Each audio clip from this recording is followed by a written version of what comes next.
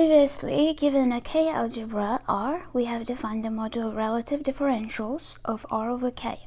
In the case when X is equal to spec R is an affine variety, then the quasi-coherent module sheaf associated to this R module is just going to be the sheaf of one form on X. I mentioned that viewing the sheaf of one forms locally this way is easier for computation. So now let's explain why. Now let's give an explicit description of generators and relation of this module of differential. We will show that the module of relative differential is going to be isomorphic to the following R module. So this R module is going to be generated by symbols of the form dr, where this little r is in our ring R, subject to the following relation. You can think of this first relation as linearity over K, and the second relation is the Leibniz rule. This then gives an explicit description of generators and relation of this module of differential. So what is this isomorphism? Well, it's going to send every element dr to the element R tensor with 1 minus 1 tensor with R. This definition seems a bit random, but it's not. To understand the intuition behind this map, we want to look back at the case when X is just this whole affine space. In the previous video, we looked at the specific case when X is Rn, but the same argument will work if X is the full affine space over any field.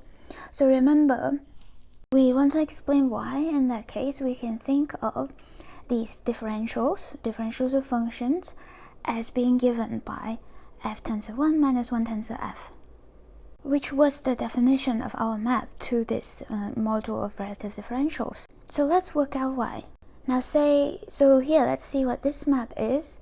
Well, let's say we pick coordinate x on this first copy of an and coordinate a on the second copy. Recall this is a diagonal map, right? So the pullback map on coordinate ring will send every function here to this function composed with the diagonal, so that will just be this function.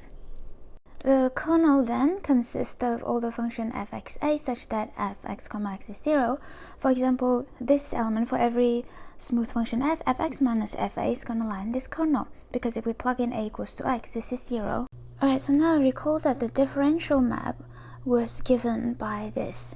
The differential of any function f is just the linear part of f, right, up to I square, and previously we have defined it to be the difference between the pullback of f under this p1 and the pullback of f under this p2. Now we need to explain why it's equal to this. So let's check to see what these pullback maps are. Now first let's look at those projection maps. So if we have a point here, then p1 send this point to the coordinate x and p2 to a. Thus if we have a function f here, now p1 star it's the pullback of f, right? So that would send f to f composed with p1, so that would be, it would map f to f of x.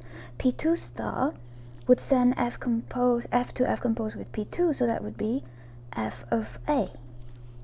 Now under this identification of this coordinate ring with this tensor product though, f of x is identified with fx tensor 1, and fa is identified with 1 tensor fa. Thus, this differential is really f tensor 1 minus 1 tensor f. And as we've mentioned, we've seen that this element lie in I, right, because this vanished on the diagonal. So the only non-trivial thing that we need to check is that I is actually generated by elements of this form. Thus, that's the intuition behind the definition of this map. The idea here is that if we want to view the element of this module as differential, then the correspondence is that this element is going to correspond to the differential of the function r. Here we view element of the ring R as functions on our variety. We will not give the proof of this, but we'll give an example. When v is an affine variety, say cut out by function f1, fm. In that case, the coordinate ring of x is just going to be k, x1, xn, mod out by f1, fm. So what is this modular differential in this case?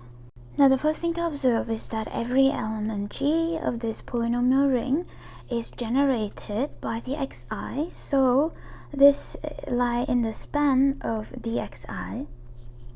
And these dxi are not independent because for each of these fj, right, we have dfj must be 0 on this variety, but dfj is just the sum of the partial xi fj dxi.